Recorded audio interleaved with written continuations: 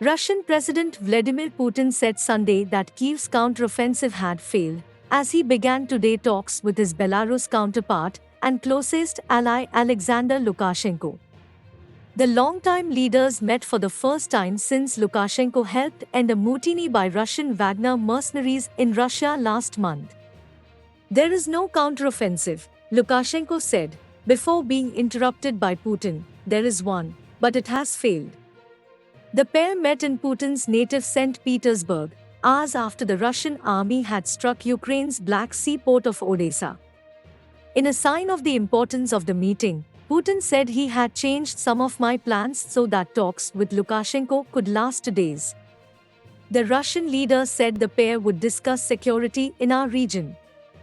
The Belarus strongman now hosts Wagner fighters on his territory, after brokering a deal that convinced its leader Yevgeny Prigozhin to end a march on Moscow and exile himself to Belarus.